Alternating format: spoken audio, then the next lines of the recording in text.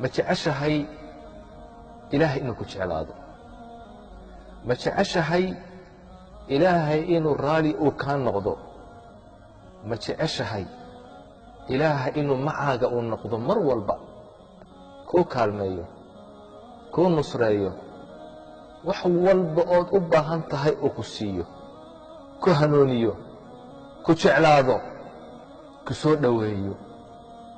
ku toosiyo ma jeceshahay haddaad jeceshahay 7 astaamaan kuu sheegi uu ilaahay kugu jeclaanayo raalli kaaga noqonayo aad ugu dhowaanaysid waa 7 sifo inaad ku sugnaatid sifada koobaad waa alixsaan waa inaad fiicnaatid hadalkaagu inuu fiicnaado ficilkaagu inuu fiicnaado cibaadadaadu inay fiicnaato an tacbud allaha kaannaka taraah inaad ilaahay u caabudid sidii qof arkayo oo kale inay akhlaaqdaadu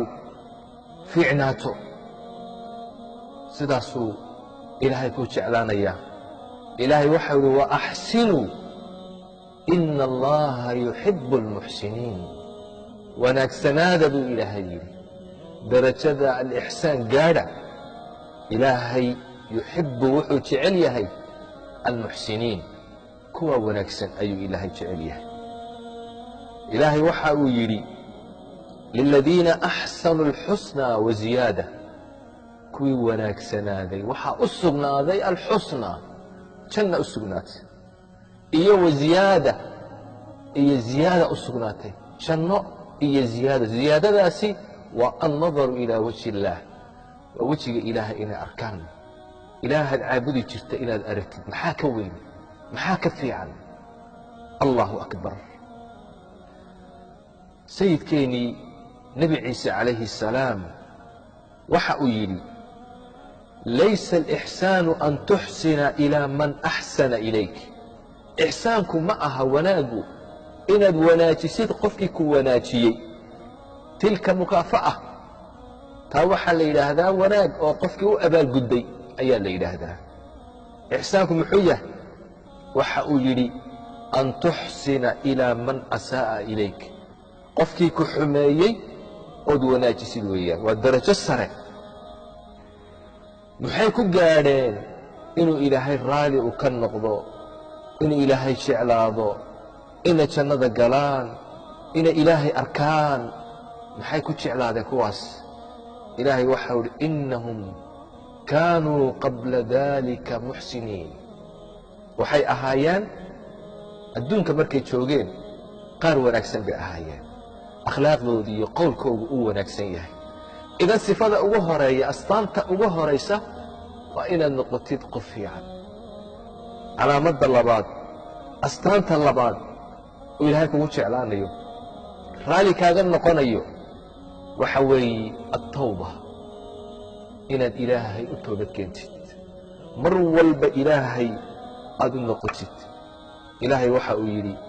ina allaha yuxibu الtawaabiin ilaahay wuxuu jecel yahay kuwa mar walba toobad keena ee ilaahay u noqda ilaahay wuxuu doonayaa inuu toobada kaa aqbalo dembiga inuu kaa meedho ilaahay wuu kugu farxayaa toobadaada markaad ilaahay u soo noqotid ilaahay kugu farxayaa maxaa ka fiican marka inaad ilaahay u noqotid ilaahay u toobad keentid ilaahay wuu ku jeclaanayaa towbaduna waa astaanta labaad oo ilaahay kugu jeclaanayo ta saddexaad ilaahay waxa uu jecel yahay uu kugu jeclaanayaa uu raalli kaaga noqonayaa waa atatahur inaad isdaahir yeeshid qalbigaaga inaad nadiif ka dhigtid jirhkaaga inaad nadiif ka dhigtid dunuubta inaad iska maydhid iyo tahaaradii xisiga ahayd jasadiga ahayd wahiyaabaka fatahir ilaahay waxau leeyahay wahiyaabaka fatahir ilaahay waxa uu jecel yahay kuwaasi isdaahir yeela ayuu ilaahay jecel yahay ina allaha yuxibu الtawaabiin wayuxibu اlmutatahiriin kuwa isnadiifta ku dadaala iimaankooga iyo qalbigooga iyo caqligooga iyo jirhkooga intaba nadiifiya nadaafadda ku dadaala taana ilaahay uu jecel yahay ilaahay baad ugu dhowaan raalli buu kaaga noqonayaa sifada afaraad oo alla kugu jeclaanayo kugu soo dhowaynayo darajo sare uu kugu siinayo ta afaraad oo alla ka cabsi ilaahay ood ka cabsatid ilaahay waxa uu leeyahay faina allaha yuxibu almuttaqiin ilaahay wuxuu jecel yahay kuwa ka cabsada isaga cadaabkiisa ka cabsada cuquubadiisa ka cabsada naartiisa ka cabsada iska ilaaliya macaasida daacada ilaahay u orda kuwaasuu ilaahay jecel yahay shirkiga iyo xumaanta iyo dunuubta ka fogaada astaanta shanaad uu ilaahay kugu jeclaanayo sifadaasi waa asabr inaad sabir yeelatid ilaahay waxau leeyahay wallaahu yuxibu asaabiriin ilaahay wuxuu jecel yahay kuwa sabra daacaadkiisa khayrka ku sabra maxaarimta ilaahay uu kaa xarimay ka sabra ka joogsada qadarka iyo masaa'ibka dhacaya ee qoran ku sabra kuwaasuu ilaahay jecel yahay ilaahay maxaa ka fiican jannada markuu ilaahay uu ku geeye ee jannada aad geshid ay malaa'igta kugu soo gasho ay tidhaahdo salaamun calaykum bimaa sabartum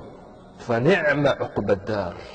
malaa'igtii baa soo gelaysa min kulli baab albaabada jannada waxay ku leeyihiin salaamun calaykum nabadgeliyo korkiina ahaato jannada maxaad ku gasheen